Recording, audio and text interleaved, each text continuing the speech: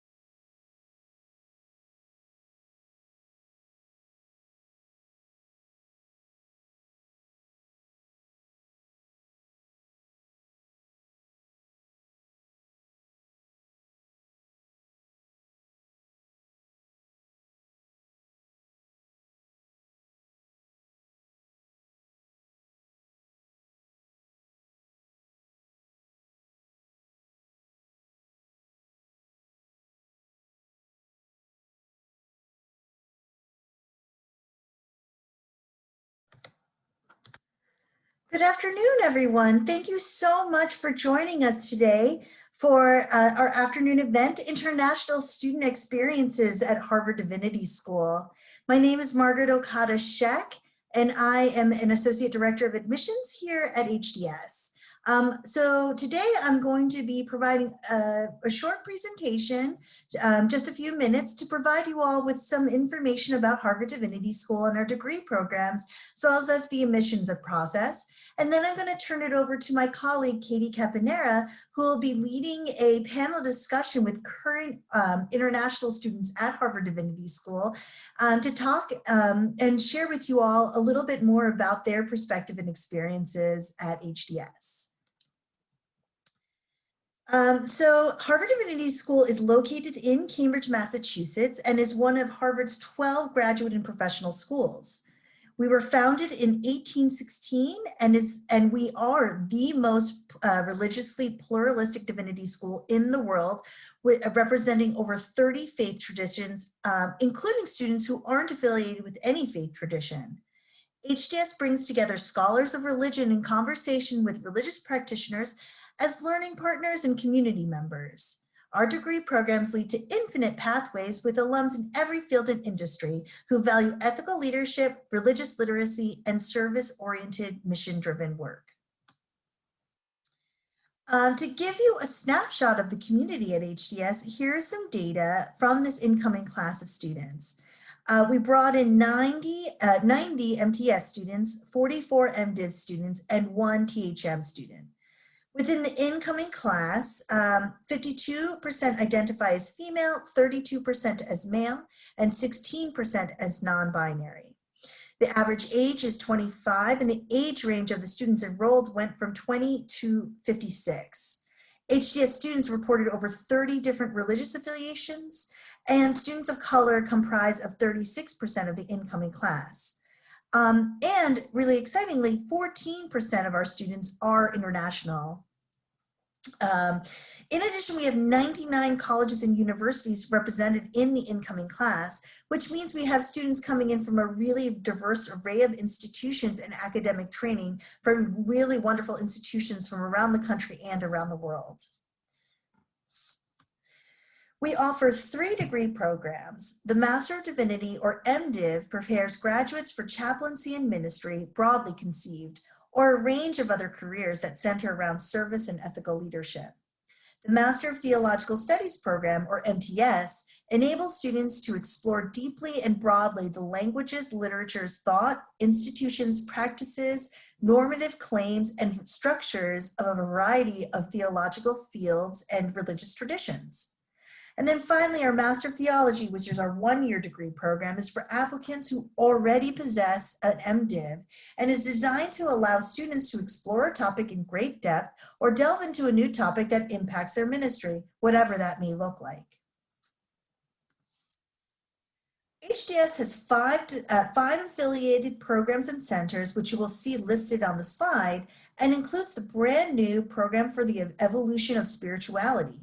This program is spearheaded by Dr. Dan McCannon and supports the scholarly study of emerging spiritual movements, marginalized spiritualities, and the innovative edges of established religious traditions. Note that there are also hundreds of other programs and centers elsewhere at Harvard that HDS has students have access to for programming.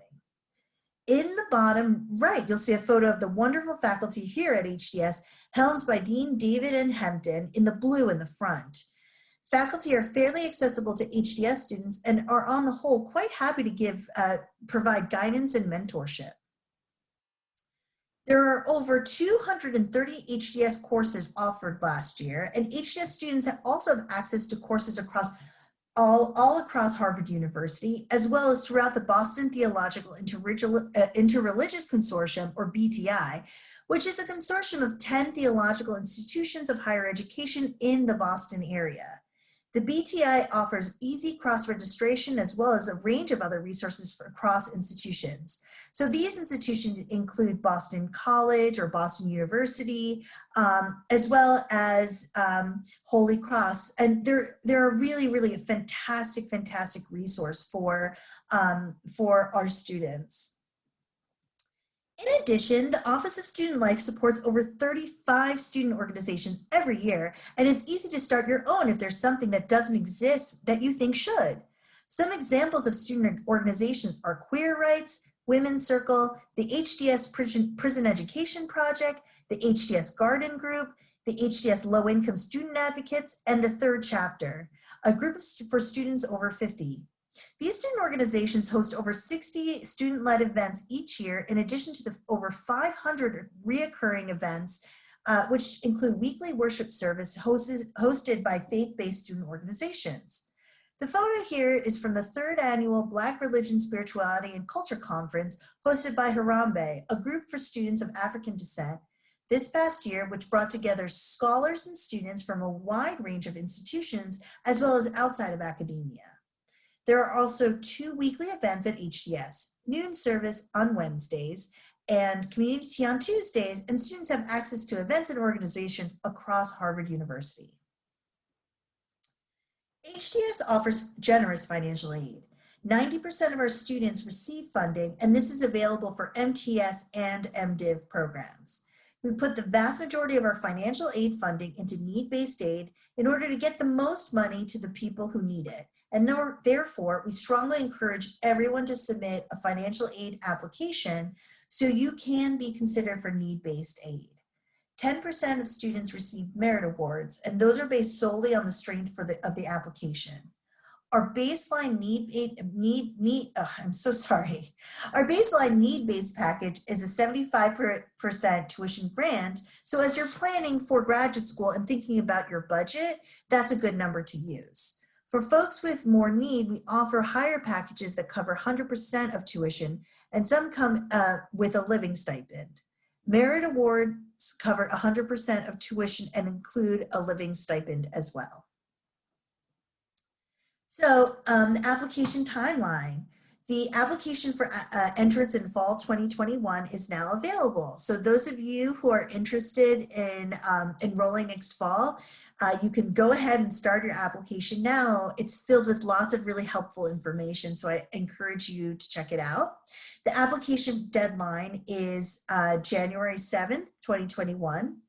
Applicants who submit their application will receive their financial aid application information after they submit, sometime in mid-January, and then they have about a month to complete it.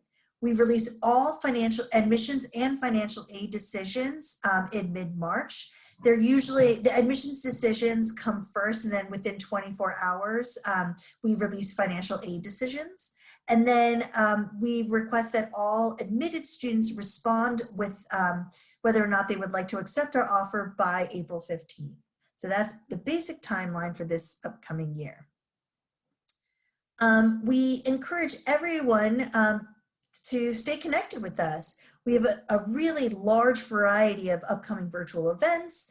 And our current students would be happy to be in touch with you. Email ask_students@hds.harvard.edu if you would like to be connected with any of our current with current students. We have a really wonderful admissions blog. Shout out today, I actually posted one that was written by myself about, and it's going, we're profiling all of our staff members, which is going to be really fun to sort of see. And our Instagram is also a really fantastic way to stay in touch. And finally, please do reach out to us if you have any questions. And so without further ado, I would love to introduce my colleague and someone I have so much admiration for, Katie Caponera, the Assistant Director for Student Services Programming, who will serve as the moderator for our event. And she will introduce our three panelists.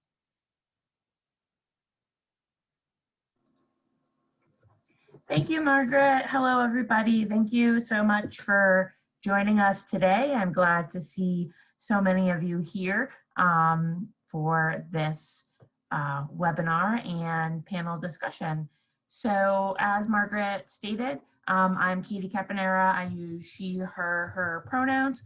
I'm the Assistant Director for Student Services Programming here at HDS. I've been here for just over 7 years. And what that means is I support the Office of Student Life and I support students. So through that work, my office runs orientation programming where you to be joining us as an admitted student. My office runs commencement activities for HDS, and we support every aspect of your co-curricular life on campus. Everything from student organizations to events and programming to funding for conferences or experiential learning to providing academic support and accommodations to providing learning support services and many more things.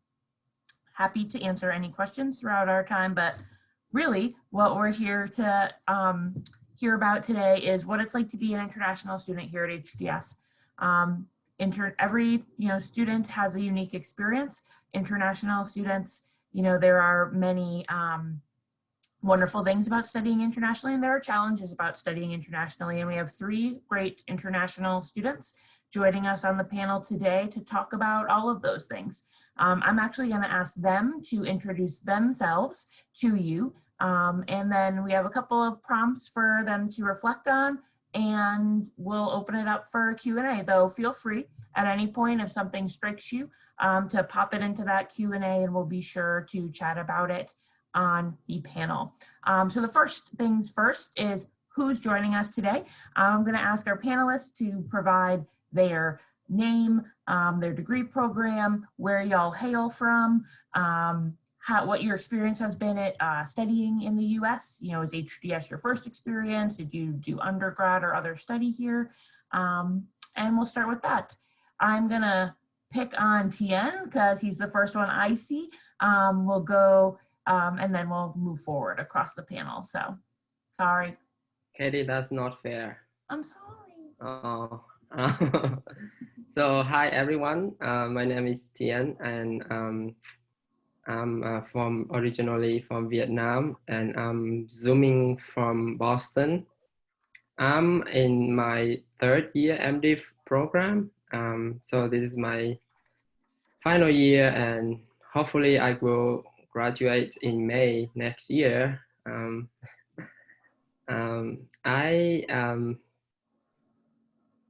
That's it, or do I? We'll start with that and we'll go on. We'll have everybody do that and then we'll move on to the prompts. Okay, thank you. Ruth, you want to go next? Yeah, sure. My name is Ruth. I use she, her pronouns. I am originally from Northern Ireland, and that's where I'm zooming in from at the moment. I went through the UK university and high school system, but prior to HDS, I did spend time studying in the US at Dartmouth and which is in New Hampshire, and at at Middlebury College in Vermont. So I had a bit of a familiarity with the system in the US and also the general Northeast area of the US, which I have a very big soft spot for.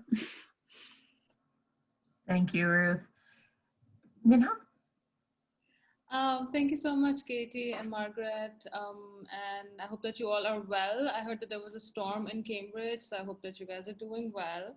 My name is Manahil Mehdi, and I'm joining you in from Pakistan. I'm a second year MTS student of studying religion, politics, and ethics. The pronouns I use are she, her, hers. And prior to coming to HDS, I was actually based in Pakistan, and that's where I did my undergrad, and that's where I studied and worked also. I did come to the US for a short fellowship program right after my graduation, but yes, mostly been here. Thank you. Thank you. And thank you for asking. We did have a bit of a windstorm in Massachusetts yesterday. So nice to have a breeze and the humidity break here, at least. I don't know what it's like where everyone else is joining us from.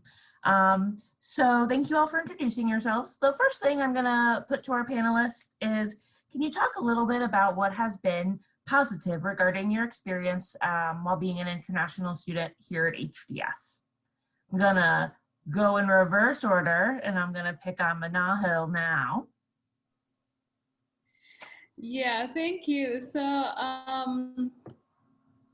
I think there's actually a lot of things were covered by Margaret as she was introducing, the program and the department.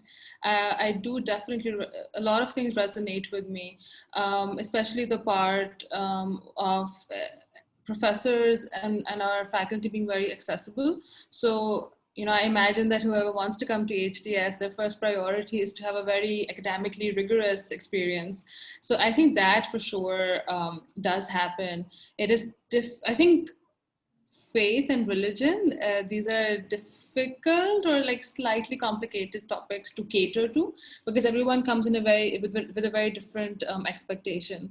But regardless of that, I feel like HDS does have a very rigorous program, and it also has, I think, a compassionate program. So, if you are in a course that is very challenging, because your professors and your teaching staff is so accessible, I think you can also speak to them regarding specific difficulties that you are facing.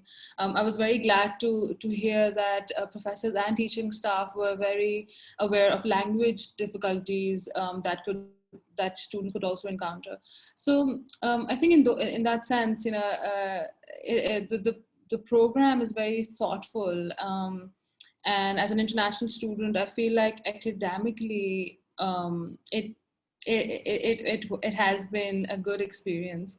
Other than that, again, there's lots of resources available. There's the library. We have a lot of student societies, and also the option of just beginning something of your own.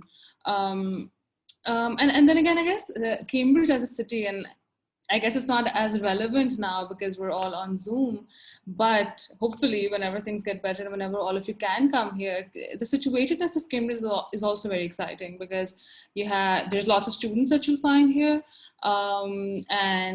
It's just like, look, you can go to New York, it's 4 hours away, you can travel, you can go on a hike. So I think there's lots of good things that are working for HDS and as an international student as well.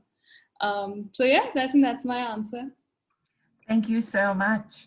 And thank you for mentioning the resources. In addition to resources directly at HDS, particularly around writing resources and language resources, there's also the Harvard International Office, which is a one Harvard resource for all Harvard students.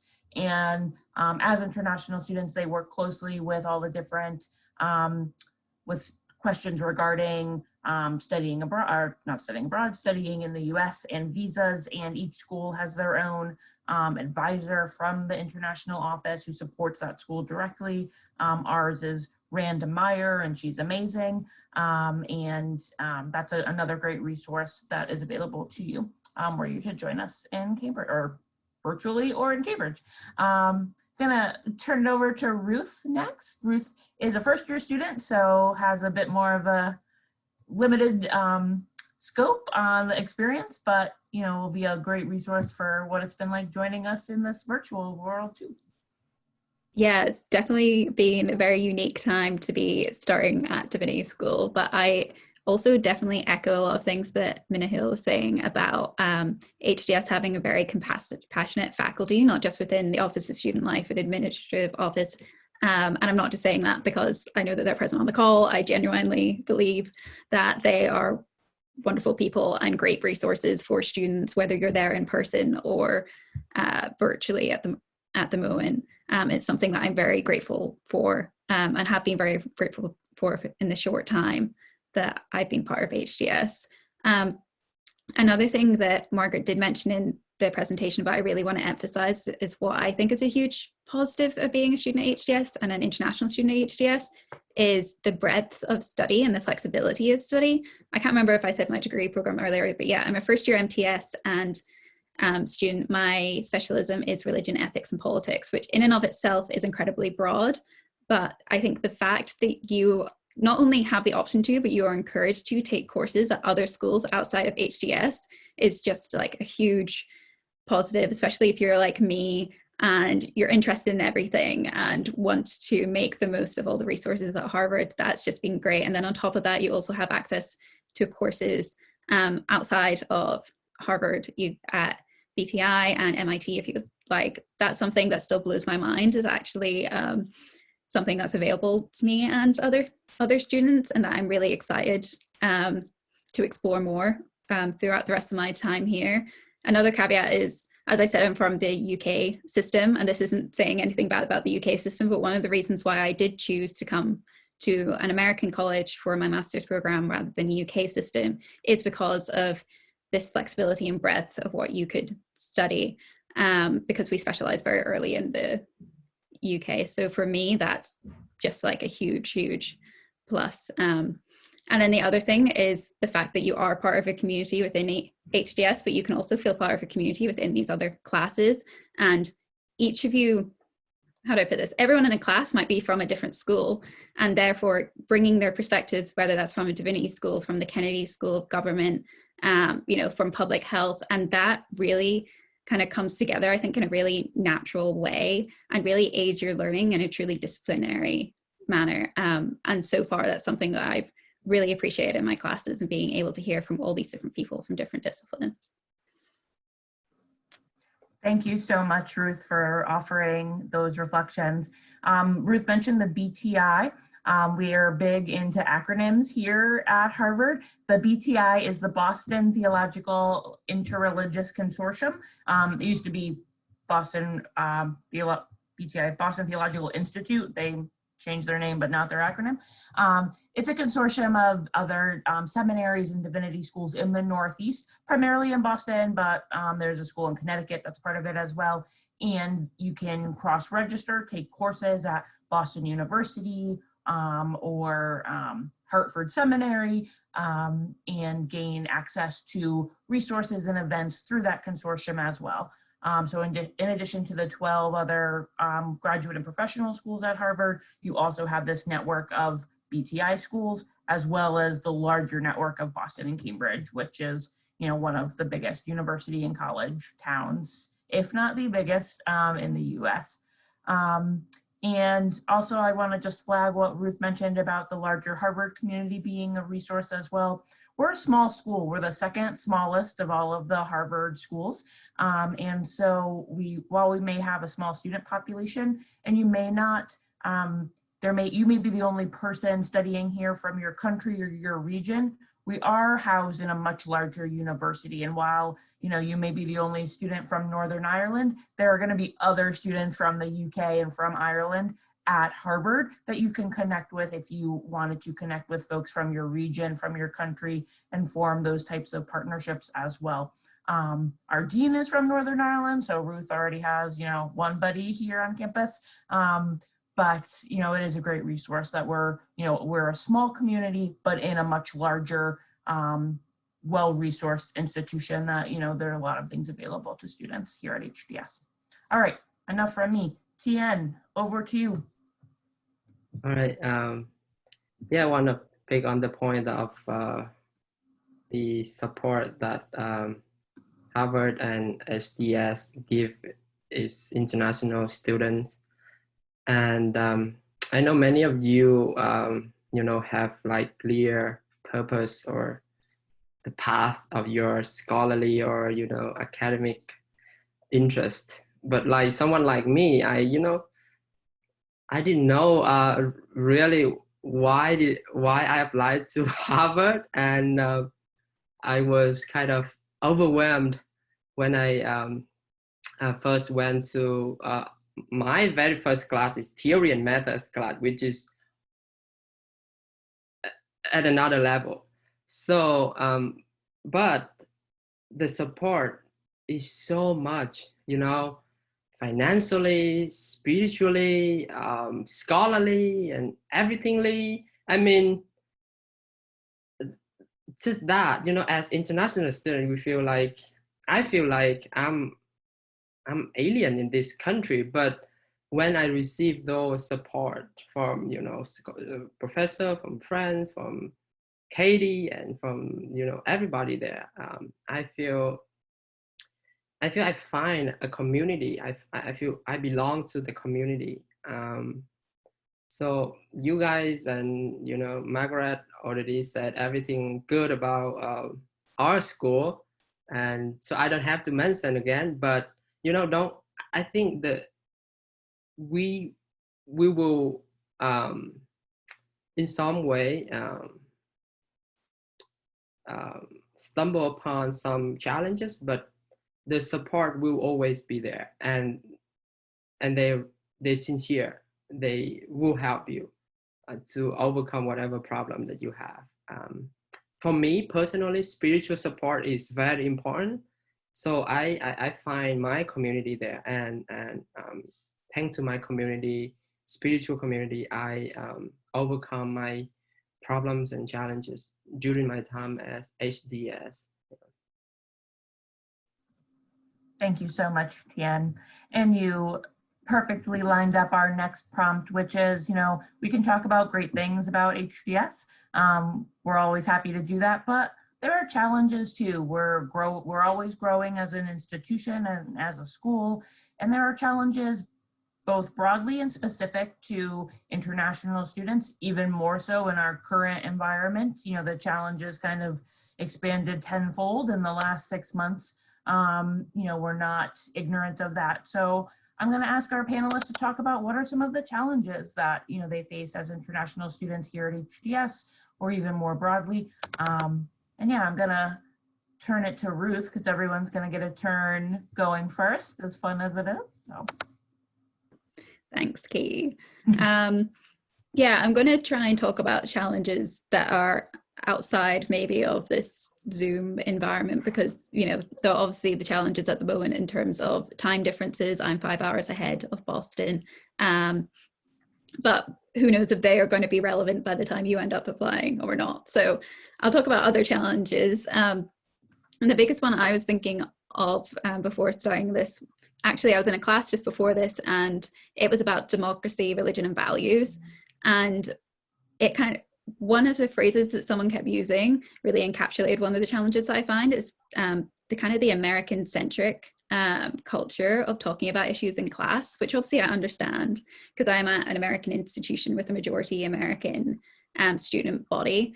But I have so far found it quite challenging when people frame issues in terms of we, but I don't fit into that definition of we. I'm not a part of whatever that is. And then when I want to perhaps give another perspective, whether it's European or British or whatever, I'm kind of expected to explain myself more than maybe the person who's giving the same explanation from an American perspective would. And little things like that have come up so far. Also, it's just like a different academic culture to what I'm used to in my undergrad. I graduated from my undergrad at Edinburgh in 2018. And my final year of my undergrad, I had 4 contact hours a week. Now that's what I have on a Friday. So it was a huge step up in terms of class time and also in terms of reading, which I think is just standard if you're going into any graduate school. But to have that in addition to being in a Zoom environment, I've definitely found that challenging. And the other thing I'll just say is that the culture, sorry, this isn't me, I'm trying not to be overly negative, but the very American culture of speaking in class is something that I'm still yet to get used to. And I'm still trying to train myself to speak up in class and to have that courage to do, because that is not something that's, at least in my undergrad, was kind of encouraged a lot, or that we really engaged in a lot. And so there are kind of like academic cultural differences, but I mean, it's the same if you're starting any new institution, let alone, you know, in this format. There are always going to be little challenges like that. And also I'll say there are opportunities within that. For example, I'm terrified of speaking up in class still, so I make an extra effort to go to my office hours with my professors and say this to them and engage, try and find other formats to engage with them and the content we're covering in class. I mentioned to a professor that I found, you know, how American-centric things were in class quite difficult sometimes, and he used that then in the next class as an opportunity to like bring me and my perspective more into the conversation, because that wasn't just benefiting me, but also it was benefiting other members of the class, that they got this different perspective. So there's always opportunity within these challenges, is something that I want to emphasize, and not be overly negative, because that's not what we need right now. Thank you, Ruth, for sharing that so honestly. It's really appreciated. Manal Hill, you want to take this one? Yes, for sure. Firstly, I want to thank Tian for giving a very honest answer, because I definitely resonated with that as well. And Ruth too, because that's something, this keeps coming up actually, the idea that what is the point of reference, you know, that from which we're talking, and it can be difficult to navigate in classrooms if that's happening in every class, to always sort of, you know, explain your context. And I feel like this is actually related to just knowledge production overall, and again, very related to power, related very closely to imperialism and colonialism and all of that. But again, I'm also really happy that we do talk about these things. So this is a problem, but the great thing is that we're able to talk about this as well, and it's acknowledged, and then, you know, we take those conversations forward. So yeah, Ruth just brilliantly talked about this already, so I will not touch upon this, but I wanted to discuss this as well. I feel in terms of challenges, they can be both, you know, general, but also very personal. General, for example, it just is a difficult time to be an international student in different parts of the world. It's not just the US, it's several different parts of the world that are being, you know, like suspicious of people who are not from that country. And I almost feel really bad for the international office, because we're constantly working on what the visa regulations are, if they're changing anything. So I think it's generally a difficult time. And each time has its difficulty, to be honest. I mean, when is it not a difficult time? I'm curious about that, especially for millennials. It's just like, we've seen so much already in our lives. So yeah, I think those are just general things. But I think personally, after a year at HDS, I think I realized that the most important thing in terms of challenges or positive things is what your expectation is from the program.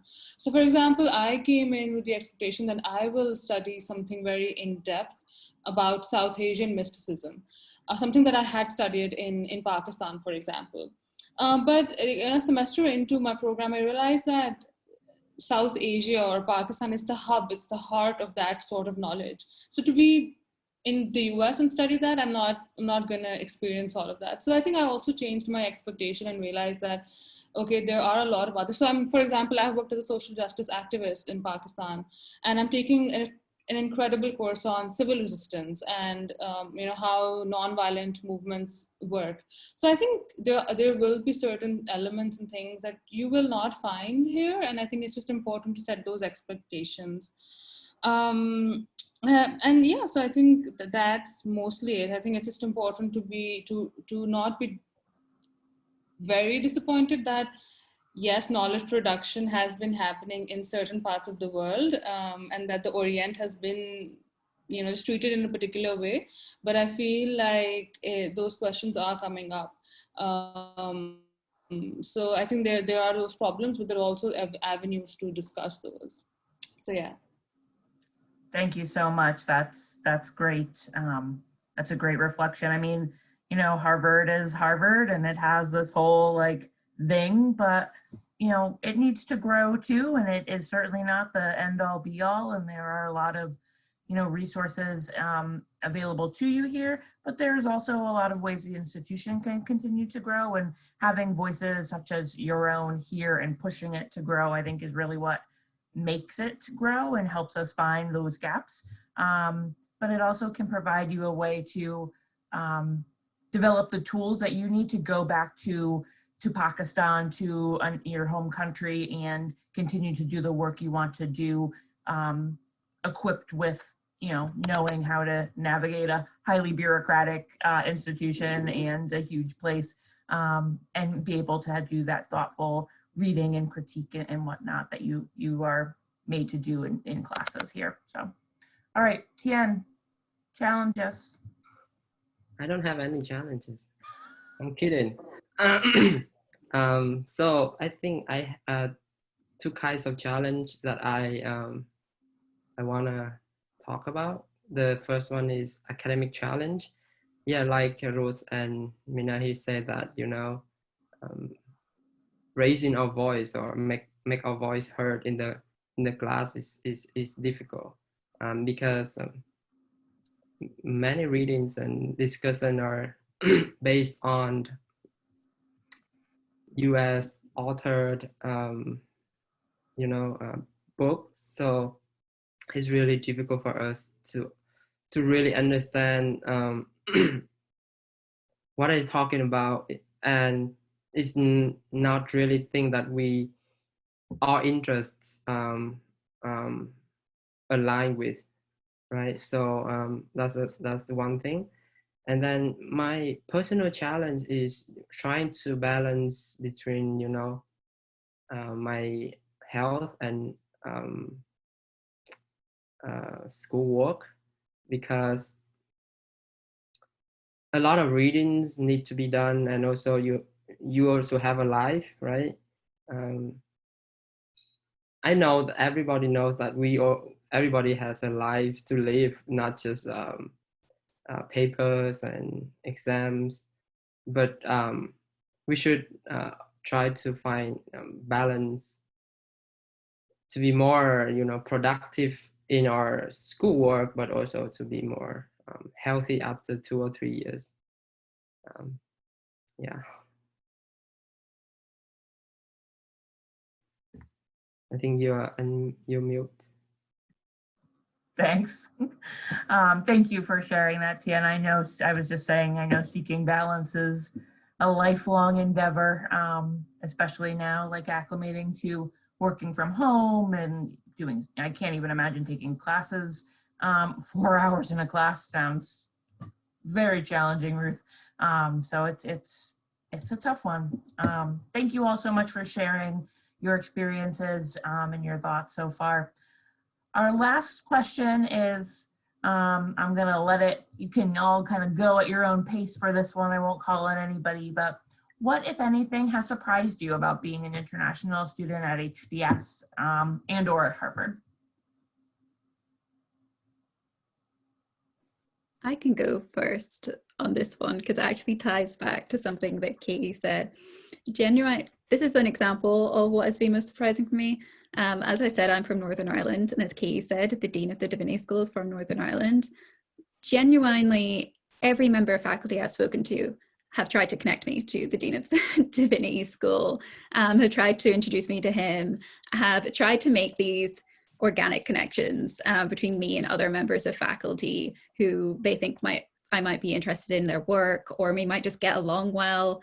And that's something that's been really surprising for me. Both we were talking earlier about the accessibility of the faculty. You have this idea of like Harvard and the professors are like up and, you know, up here and we're just down here as students, but really you're really treated as an equal. And also there's a lot of effort to get to know students, not just as students, but like as full people, and to get to know them. Yeah, and that's something that has been surprising to me, but also has been a real blessing for me, especially during these times. Just to have faculty who are so genuinely invested in their students. not that faculty elsewhere aren't, but that's something that has surprised me and has just been really wonderful. And I can confirm that Dean Hampton is from Belfast and he's lovely. Although we haven't had an opportunity to actually speak yet, but many people have offered to put me in touch with him. He and I were emailing this morning, Ruth. You know, I can make it happen. Tien Manahil. Yeah, I can go next. I think it was just really surprising for me how difficult it is to eat healthy in the US. I mean, this is something that I was absolutely not expecting. And maybe perhaps I just come from a place where the availability of fruits and vegetables is very different. But yeah, that was just like something on the top of my head. Other than that, well, there were a lot of surprising things. Again, I think it just depends on how you're perceiving HDS. Is HDS just the administration? Is it the professors? Is it the students also? Because I feel like I was able to make a lot of connections very, very earlier on as well. But it also is perhaps because I take initiatives, and I guess anybody who took initiatives would be able to connect. But I think I just was able to find a lot of community there. But what definitely did surprise me, however, again, coming from Pakistan, was just slightly the individualistic sort of approach. I mean, again, we're not raised to think that my time, 24 hours, are just mine. And it's just like a certain portion has to go to your family, for example, or has to go to other things, or praying, or I don't know, like meditation and all of that. So I think just that culture was very missing. Academically, it wasn't that different, and I think that's just because while I was in Pakistan, I went to a school that had a very similar, pedagogy and a very similar sort of teaching way. So, I understand that a lot of students did have, difficulty in language and coursework, but that was not. In fact, I actually thought that people were very encouraging. I mean, I took a writing course and I wrote a poem, and my professors were like, "Oh my God, this is great!" And I was like, "Okay." So I think that was a little surprising also, and I think there's just like a lot of you're treated with a lot of integrity. So yeah, those are mixed. That's a mixed response, but that's what I have. Great, thank you. Tien? Yeah. I think what surprised me is that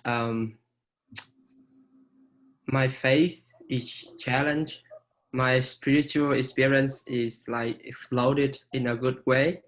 And being exposed to different religious traditions kind of, opens so many doors, so many possibilities that we can, we each spiritual tradition can meet at some point. And one example is that Professor Halisi, took us to a ceremony of a Christian monk receiving empowerment to be a Zen teacher. And I asked him, how come? And he said, why not? So that's really something that I have to think a lot. And also about, treating us international as American or native English speaker students equally. It's also a blessing and a curse, because when they see us as good as, or understanding or points of reference as good as US students, then they sometimes they speak too fast and they omit, important points of reference. So we have to come back to our Google and check and what they are talking about. So that is also, kind of surprised to be treated equally, but at the same time to reflect. Yeah. Thank you so much, Tien. I know I'm very guilty of speaking too fast. I have been all of my life, and my apologies always. Anytime, feel free to tell me to slow down. My mom does all the time. I also think you snuck a peek at our first question. So a reminder that feel free to pop any questions into the Q&A function or into the chat. I will relay them to the panel. The first question is similar to what Tian was just talking about in his example with Professor Hallisey. So I'm going to turn this over to Ruth and Manahil as well to answer if they have anything to add. Are there any opportunities to learn about faith traditions different than that of yours outside of the classroom? Any experience you'd be willing to share with us?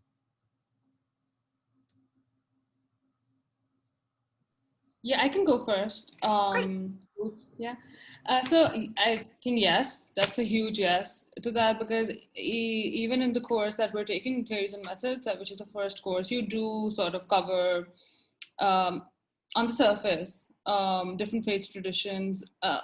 There has been definitely a lot of talk about how that still is very US centered, and just those conversations are so for example, if I'm a practicing Muslim, the way that Islam would be talked about there in very simple words would be like, okay, I'm not sure if I relate. But then, yeah, those are just questions of, even I as a Pakistani Muslim, my religion for me, Islam for me would be very different from somebody who is a Irani Muslim or whoever, So I think those are just like, those are important questions to ask, but the simple answer would be that yes, in courses, in the very basic course that we're all supposed to take as a first-year student, you learn about different faith traditions. Then there's multiple courses that you can enroll in. Most of the courses do not have prerequisites, and they're introductory level. And then you can enroll in them. I have a very interesting example to share. I went to the dance center, so this is Harvard Dance Center, and I was taking a course on a different form of dancing, but I do know that if I were taking Bharatnatyam, for example, it is also somewhat, connected to the Hindu tradition. And I mean, there's just different forums where you will get to hear about people's faith and traditions. And there's just various opportunities, and it doesn't matter if you belong to a particular tradition. There's very easy access to other traditions also. Thanks. Carrie Maloney, who is our chaplain and director of religious and spiritual life, says something similar to what I'm going to try and say much more eloquently, but there is always an inherent tension at HDS between those who are academically studying religious traditions and kind of exploring them from the outside, and those who are doing that, but also perhaps practicing them or holding them very, close to their own hearts. That can be, that can come into tension sometimes. It also can be a source of kind of growth and revelation for folks. So that definitely is always at play in our classrooms and co-curricularly. We also have weekly in person, when we're able to gather in person on everyone's favorite application, Zoom. These days we have a weekly noon service every Wednesday afternoon, where a different religious or faith tradition or community, sometimes it's not at all tied to a particular faith, hosts a 45-minute service rooted in that community or that faith. Everybody is welcome to that. And as Margaret mentioned in the PowerPoint earlier, we have presently 35 active student organizations. About 10 to 12 of those are religious or faith affiliated. Others are maybe community-based, but have faith or spiritual connections, and they're open to anybody. There's no barrier for entry for those organizations. Margaret mentioned queer rights. It's definitely a place for our queer students. Anybody can join. You don't have to identify as queer to be a part of what they do. Same with, I frequently hang out with our UU student group. I'm not, officially a UU, but I enjoy going to their services. There's a lot of ability to explore those different communities co-curricularly, in addition to in the classroom, as Manahil was just stating. Ruth, did you have anything to add?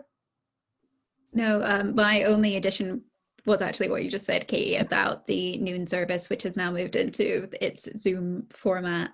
It happens every week, and like Katie said, it's different student groups that lead it, and it's a really good way, I think, in the Zoom world to get to know about what other groups are on campus, as it were, and what other students are doing. And it's just like a great point of connection outside of the classroom. Yeah, I don't have anything else to add, really. Oh, thank you so much, Ruth. I'm sorry that I said that before you had a chance to. Any other questions? We have about 10 minutes left. Feel free to pop anything into that Q&A. Questions about application process, questions about writing long papers in a second or a third or a fourth or a fifth language, questions about student organizations, how much reading is done.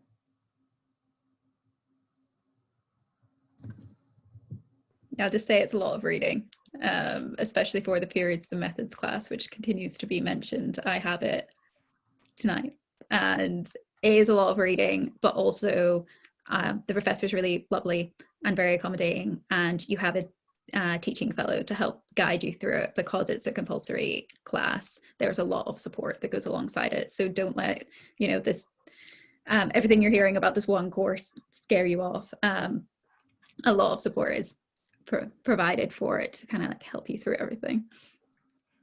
Thank you, Ruth. Yeah, Theories and Methods is the one required class for all HDS students. It's an attempt to provide everybody with a kind of similar starting point to the theory and method of the study of religion. Because some folks are coming in with religious backgrounds, you know, having studied religion in undergrad, and others are coming in from wildly different bachelor's study, or perhaps took some time off between applying to school, you know, applying to grad school and undergrad. And, you know, this gives them a little opportunity to catch up. It's a big class, but like I said, it's probably the biggest class. It is the biggest class you'd take at HDS if you were to take classes at other parts of the institution, which somebody mentioned the flexibility of doing that earlier. They may have bigger classes over at, you know, the Kennedy School or the Graduate School of Arts and Sciences, but at HDS, Theories and Methods is like the only one like 100+ person class you'll take. All right, now questions are raining in. There's a question about financial aid. I'm actually going to ask if Sarah or Margaret could provide some info on that one. Do financial aid grants need to be repaid? Thank you so much for that question. So the financial aid, the need-based grants and the merit-based grants that we were discussing earlier, those do not have to be repaid. That is a scholarship for our, those are like scholarships for our students. Thank you, Margaret. Okay, how about this one for the panel? What led you to HDS? I'm kind of rewording that a little bit, I'm sorry, but what led you to HDS, and what are you hoping to do after your time at HDS?